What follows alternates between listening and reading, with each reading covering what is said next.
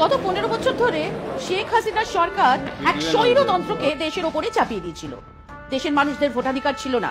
দেশের প্রধান বিরোধী দলগুলোকে বাদ দিয়েই নির্বাচন হতো, আর সেই নির্বাচনে জিতে হাসিনা প্রধানমন্ত্রী হতেন।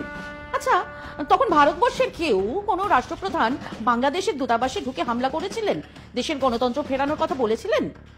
আজ ইসকনের দু একজন সন্ন্যাসীদের গ্রেপ্তার নিয়ে যারা এত উদ্বেগ, এত প্রতিক্রিয়া দিচ্ছেন, আন্দোলন করছেন, রাগে ফেটে পড়ছেন, তারা একবারও একটা কথাও বলেছিলেন?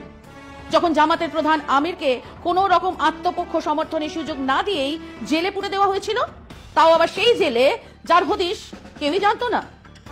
হাসিনা সরকার ধর্মনিরপেক্ষ ছিল? ইসলামিক রাষ্ট্রে ধর্মনিরপেক্ষতা ব্যাপারটা কেমন? যদি রাষ্ট্রের ধর্ম ইসলামী হয়, তাহলে তা ধর্মনিরপেক্ষ হয় কেমন করে? বর্তমান সরকার কেবল এই স্ববিরোধিতা দূর করার কথা বলেছে। ভারত আর পাকিস্তান ভাগ হয়েছিল কিসের ভিত্তিতে? যারা মুসলিম তারা পাকিস্তানের দাবি জানিয়েছিল। পাক এ সার জমিন বানানোর জন্য পাকিস্তান, তা আবার বিভক্ত হয়েছে ধর্মনিরপেক্ষতার শর্তে নয়। দুটো ভাগ হয়েছে ভাষার ভিত্তিতে। কাজেই এক ইসলামিক দেশ খামোখা সেকুলার হতে যাবে কেন? আর হবে বা কি করে? এবং ভারতবর্ষ কোনো মহান উদ্দেশ্য নিয়ে মুক্তিযুদ্ধের সময় বাংলাদেশকে সাহায্য করেছিল, এটা বললে ঘোরাতেও হাসবে।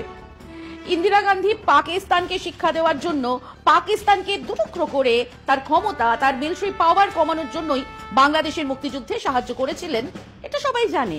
আর সেই মুক্তিযুদ্ধের জন্য বাংলাদেশের 30 লক্ষ মানুষ প্রাণ দিয়েছিলেন, 3 লক্ষ নারী সম্ভ্রম হারিয়েছিলেন, রক্তের বিনিময়ে স্বাধীনতা কেড়ে নিয়েছিল বাংলাদেশ।